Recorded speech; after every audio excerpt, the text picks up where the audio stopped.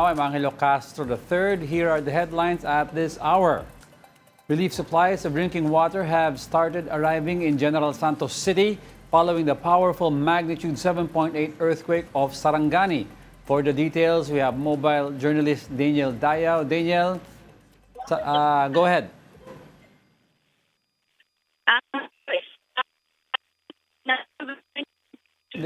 Daniel? Daniel, Hello? pihit ka ng konti, Daniel. Hello?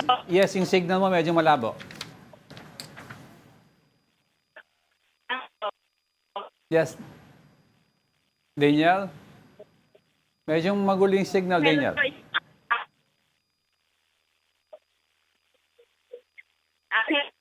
Yes, malabo pa rin. We can't hear you. Well, we have on the line Daniel Dayao and giving us a report on supplies coming in earthquake-hit areas. But for now, we'll get back to that later on as we fix the signal. Let's get more updates on the ground. This time, joining us is Junie Castillo, spokesperson of the Office of Civil Defense.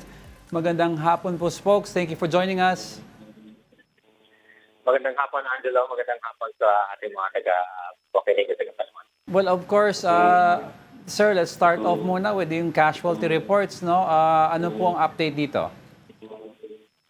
Base doon sa ating pong mga information that we have gathered doon sa ating mga based on the casualties at saka mga information, ang ating pong mga apektadong mga abot na po ito ng 32,926 families coming from 163 barangays na affected po ito from regions 9, 11, region 12, and BARM. Okay, and so far po, ano po yung mga challenges sa rescue operations na nangyayari, and at to what point will it be called rescue? Ano po yung cut-off natin dito? With regards to that, Angelo, we are conducting the search, rescue, and retrieval operations. Okay. So we want, for now, we won't declare that it will be purely a retrieval. We still hope. Right now, we have 4 reported missing, so we still hope we'll be able to retrieve them. We'll be able to rescue them. Pagdating naman doon sa ating mga casualties, nakakalungkot nga po that we have a for verification and validation of the management of the dead and missing cluster. Sa ngayon po, merong 37 na mga kababayan natin ang hindi po nakaligtas doon sa nangyaring lindol. And then meron pong 488 na mga nasugatan o mga injured na ating pong mga kababayan. Okay, but as of this moment po, sir, unverified pa naman to, no?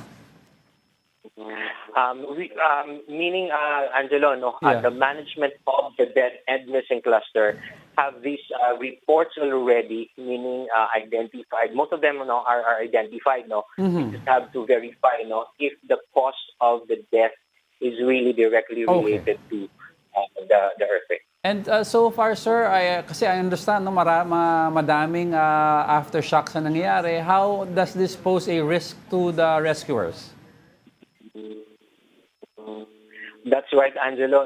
Because of the aftershocks. In fact, the DOST FIVOX have recorded almost 200 or plus 200 aftershocks. So this is quite a challenge both for the residents and the rescuers. So it's really a delicate situation. So pinag-iingat po yung mga ating kababayan, and at the same time po itong ating mga responders na maging maingat dahil may mga nagaganap mga aftershocks. Yung naman pong ating mga kababayan, inaabisuhan natin before going back, before po kayo bumalik doon sa inyong mga gusali, sa mga bahay, ay dapat po na kapag sagawa na po ng mga structural integrity assessment or tinitingnan po kung ano po ang damage sa mga gusali, sa mga bahay. Preferably po, merong mga eksperto na titingin yung mga columns and beams o yung mga poste at mga biga kung meron na itong damage.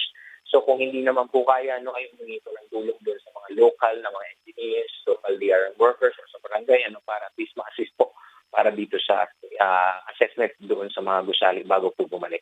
Alright, Spokes Junie, may mga reports po na dumating din na karamihan po ng mga, well, of course, yung mga families na affected, mga iba ayaw daw pumunta ng evacuation centers at namamalagi po sila sa perimeter ng bahay nila na tumba or nasiraan ng mga structures, no? How safe is this for them? And is it not forced evacuation yet na those especially sa areas na damaged ng mga property nila?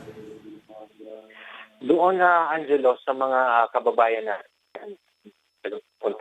who opted not to go to the evacuation centers, no, and would rather prefer doon sa nilang mga bakuran or sa mga areas, no, as long as hindi po sila yung direktang nasa, kung nakikita man po nila na gumuho or maaaring gumuho yung kanilang mga bahay, no, make sure po na nandun lang sila sa mga open areas o malapit sa labas, no, kasi nga po may mga nangyayari pang aftershock. Yes. With regards to the post-evacuation, there was a post-evacuation yesterday doon sa ating mga coastal areas dahil doon sa tsunami warning.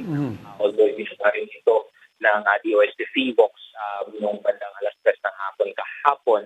Pero po, inaabisuhan natin, sana po ay we heed to the call, makinig tayo sa abiso po ng ating mga lokal na otoridad, no, kung ano po yung mas ligtas na gagawin natin. Alright, sir. Yung sa mga highly affected areas, no, how is the communication lines going in and out? And kamusta na pa ang power natin? With regards to the communication lines natin, so far, nakakontak naman natin all OCD regional offices, yung mga local DRRM offices natin, ay maayos po yung linya ng komunikasyon.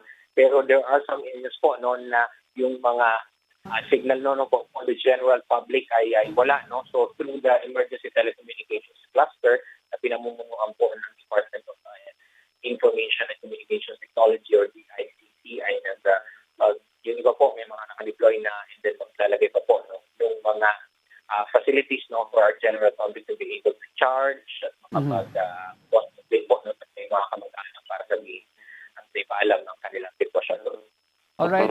And then so far po, what is yung yung mga important things na kailangan for our rescuers at sa mga kababayan natin? Is there anything else we need na kulang pa as of now? Sa ngayon po, with the response operations, especially for the search and rescue and retrieval operations, so far the local government units and the local personnel of the national government agencies, they haven't requested yet for augmentation, but just the same, the regional and the central government response agencies are on standby in case they would need to be deployed. So nakahanda po yung augmentation natin para doon sa kinakagawa po ng local operations. All right. I won't take much of your time, sir. I know you're busy. Thank you very much for joining us on the show, Mr. Juni Castillo, spokesperson of the Office of Civil Defense. Thank you very much, Angelo. We also give you a quick look at stories from our media partners. On the Philippine Star, world leaders express solidarity with the Philippines after a 7.8 magnitude earthquake rocked Mindanao. Japan, Taiwan, the United States, and the United Nations signaled readiness to assist Philippine-led relief, recovery, and assessment efforts. Foreign embassies and ambassadors offered condolences to victims, prayers for the injured, and support for affected communities rebuilding after the disaster. On Business World, the Philippine jobless rate rose to 4.7% in April 2026, with 2.41 million unemployed. Underemployment climbed to 15.2%, the highest since July 2023. This means 7.41 million Filipino workers seek more hours at work or additional jobs to make ends meet. Officials cited challenges in the labor market, but are expanding investments, apprenticeships, certification programs, and pathways to high-value industries. For more details of these stories, you can visit the social media pages of the Philippine Star and Business World. Do check out as well the social media platforms of One News PH for the very latest news. A new documentary series is set to bring the stories of Filipino soldiers to the forefront.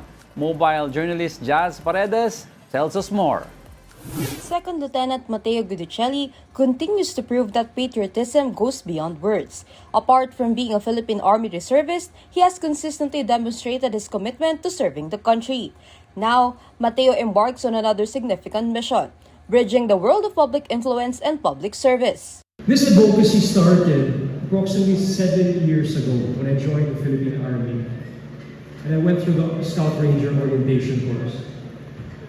After that day, I said to myself, I promise and I vow to tell the story of every single soldier. Now, Mateo is fulfilling that promise.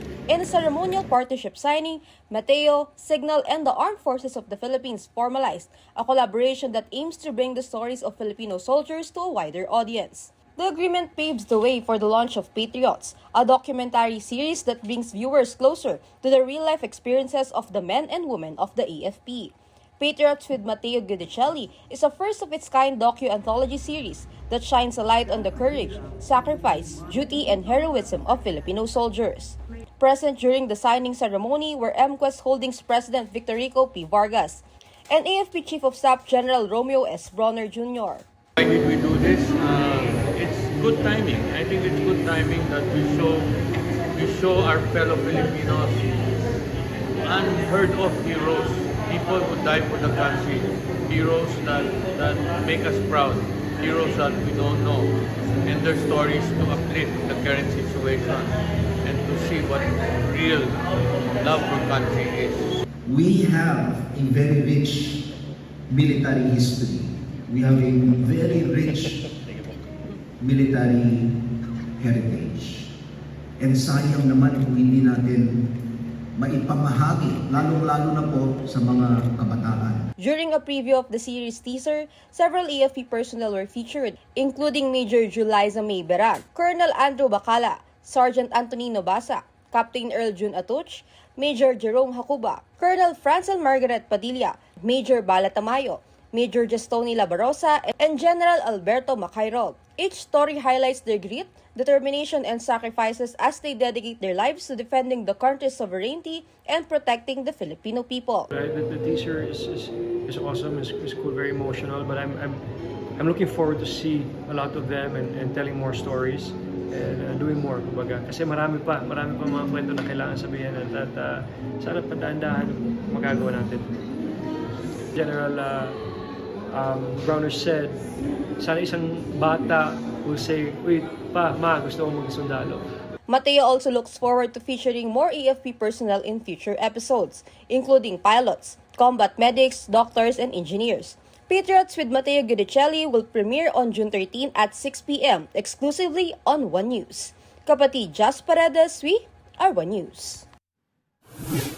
We'll be back at the top of the hour for the day's headlines. I'm Angelo Castro III. Keep it here on One News.